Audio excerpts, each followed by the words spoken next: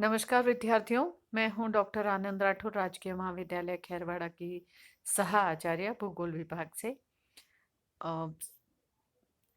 First year के विद्यार्थियों के लिए मानव भूगोल जो उनका सेकंड पेपर है, उसकी प्रथम इकाई का एक टॉपिक है मानव भूगोल के सिद्धांत में से एक सिद्धांत पार्थिव एकता के सिद्धांत पर बात करना चाहती हूँ। पार्थिव एकता को प्रिंसिपल ऑफ टेरेस्ट्रियल यूनिटी भी बताया गया है। इसके बारे में देखें तो बहुत सारे जर्मन भूगोलवेत्ताओं का संदर्भ यहाँ पर बताया गया है।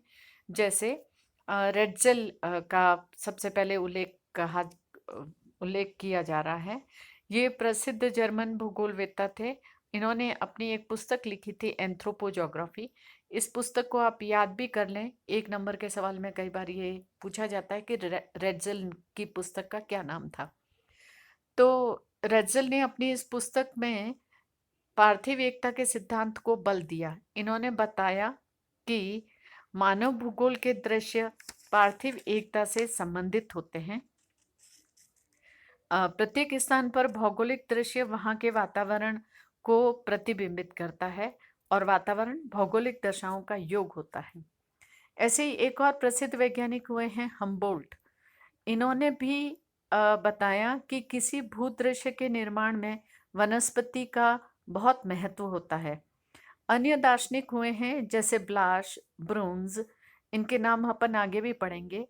इन्होंने भी इस बात की पुष्टि की है कि किसी स्थान पर जितने भी जीव जंतु हैं, जैसे वनस्पति, जीव जंतु, मनुष्य, उन सब में एक पारस्परिक संबंध होता है और ये सभी अपनी पारिस्थितिकी से समायोजन स्थापित करते हैं, मतलब पर्यावरण के साथ में एडजस्टमेंट करते हैं।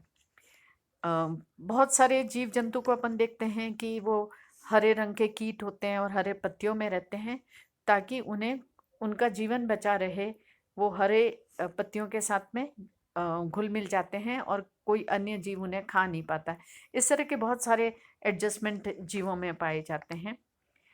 इस प्रकार वातावरण का अध्ययन करते समय इन सब का मिला जुला अध्ययन देखने को मिलता है।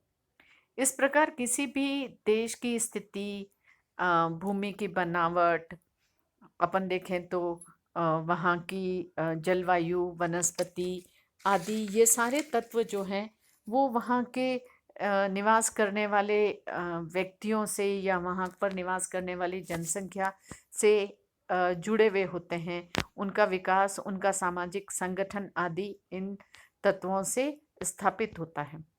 किसी भी क्षेत्र का राजनीतिक मानचित्र का अध्ययन वहाँ के प्राकृतिक मानचित्र के साथ होता है और वह एक दूसरे के पूरक होते हैं।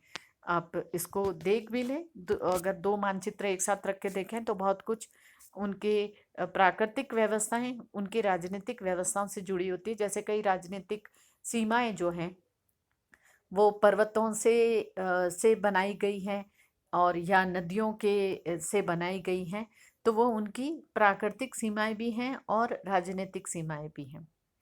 अतः छोटे छोटे भौगोलिक अध्ययन जिनका उद्देश्य संपूर्णता पर विचार करना है, केवल अलग अलग तथ्यों के विचार तक सीमित नहीं रहते हैं। जैसे कोई एक गांव है या नगर है, वो स्वतंत्र इकाई नहीं है। उसका आधार वहाँ की प्राकृतिक संसाधन है, जैसे मिट्टियाँ जहाँ से वह फसल प्राप्त करता है, जलवायु जिसमें वह रहता है। जलवायु स्वयं विभिन्न भौगोलिक और प्राकृतिक क्रियाओं का परिणाम होती है।